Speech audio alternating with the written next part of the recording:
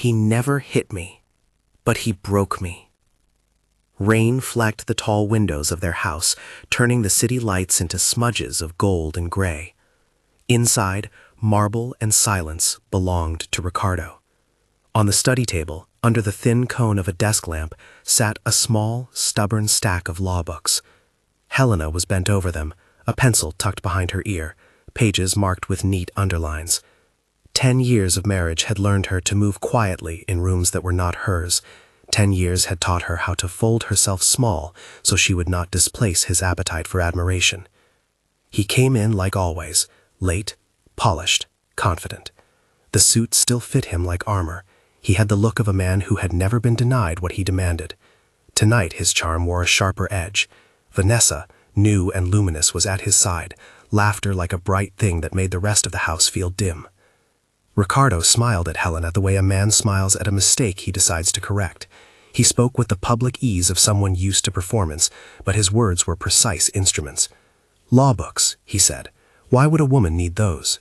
He said it as if saying it could erase the years of Helena's reading, the nights of study, the quiet ambition he had always treated as quaint. Then he told her he wanted a divorce. He told her she was plain. He told her she had to leave. She walked into the rain carrying the books he had mocked. The water soaked through her coat. Every drop sounded like somebody labeling her small. She did not argue. She folded herself down to the size of one human being and left. That line, "He never hit me," hovered like a truth trying to catch light. There are violences that leave no bruises yet hollow a person out. There are barbs that rearrange a life overnight. Humiliation struck harder than fists in this house. It ate at her nights, sat at her table. It echoed in the rooms where she once believed she belonged. At first, the breaking felt like a fissure that would not stop widening. She replayed his words until her mind exhausted itself. She woke in the dark, the gestures of abandonment copying the gestures of loss. What had been simple, an ambition to serve justice, became a small scandal within her own head. Who would take her seriously now? Who would trust a woman who had been dismissed so easily? She sat on the edge of a stranger's couch and let the city rain hush the house she had known. Broken. The idea lodged like glass. The word tasted like truth. Have you ever been shattered by a sentence? A glance? A dismissal that made the world rethink what you were allowed to be? The wound is quiet. It does not announce itself with noise. It rearranges furniture in the mind. Weeks passed. Sometimes she believed she would never find a center.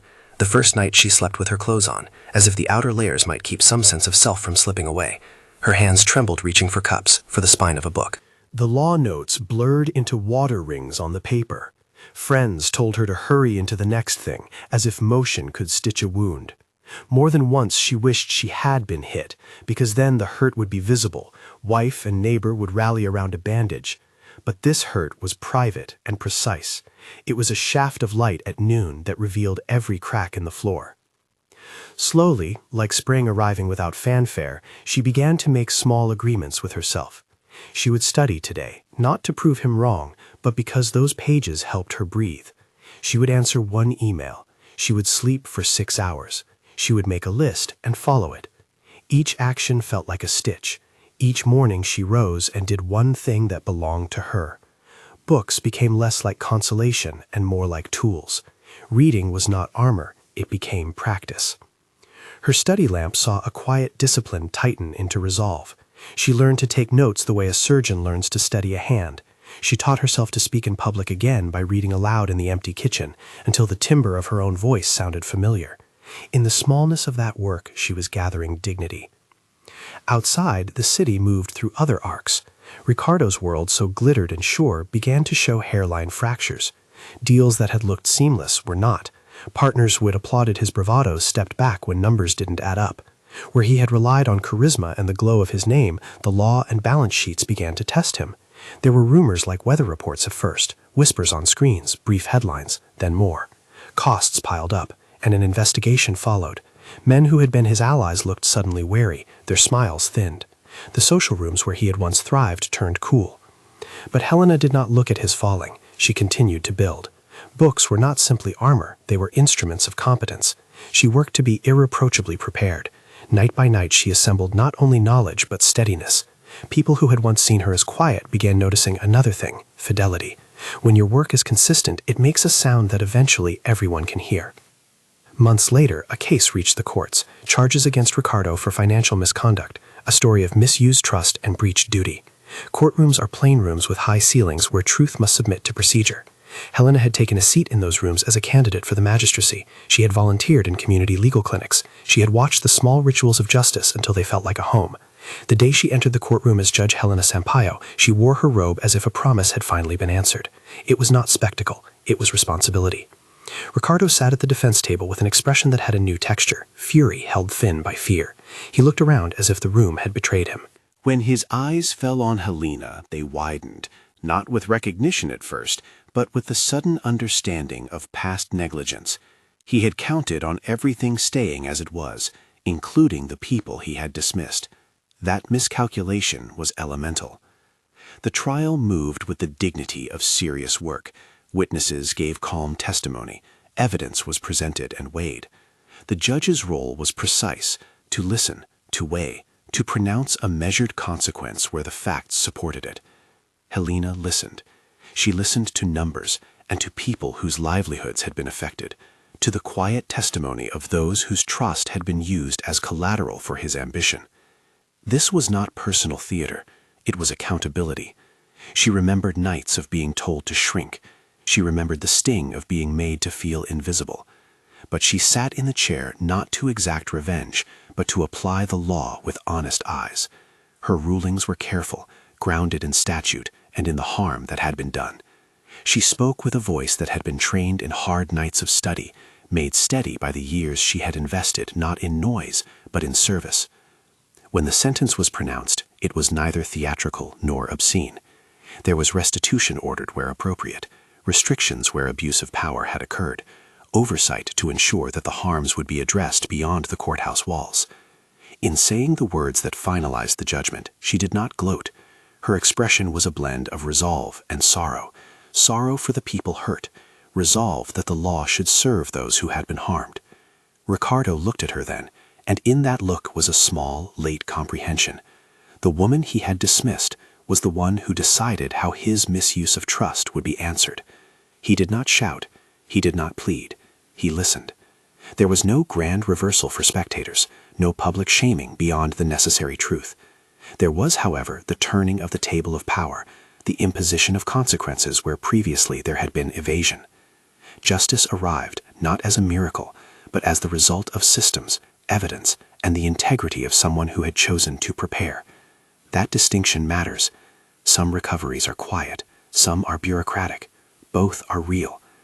After the courtroom, Helena walked out into the spring air. The sun was not bright like the floods of magazine covers. It was steady. She thought of the nights hollowed by his words. She felt in her chest the faint seams of growth. Being broken had not been an endpoint. It had been a moment that taught her where she could be whole again. She did not need him to be ruined in order to be restored. She did not desire his ruin as a meal to feast upon. What she wanted, what she had wanted since the first night of humiliation, was for the truth of her person to be recognized, for dignity to be made visible again. In the measured outcomes of the trial, there was a form of that recognition, the law naming harm and setting a remedy. It was not everything, but it was something both moral and practical. What does it mean to be broken and to be restored? It does not mean forgetting. It does not imply that the scar is a sign of weakness. Often, the wound becomes the place where strength grows, a patch of firm ground formed by careful work. Helena's reconstruction was not a lightning strike. It was a slow architecture of daily acts, of steady reading, of showing up when she did not feel like anyone was watching.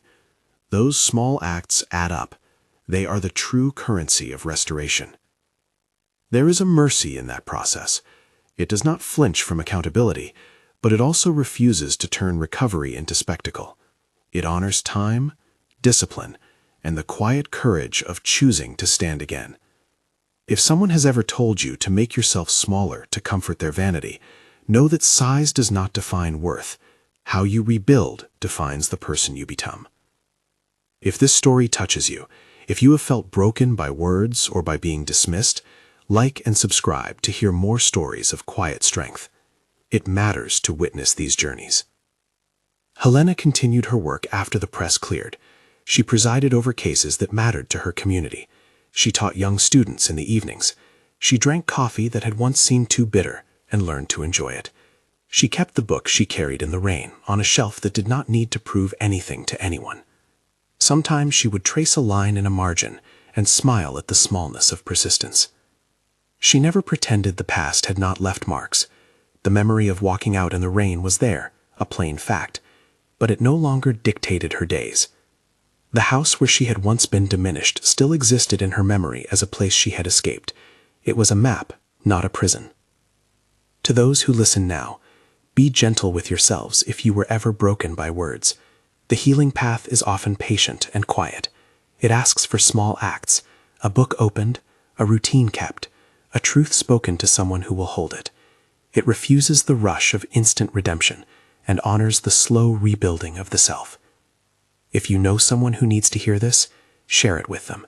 Leave a comment of support for anyone who has been diminished by another's cruelty. Being broken is not the end. It can be the beginning of a dignity reclaimed.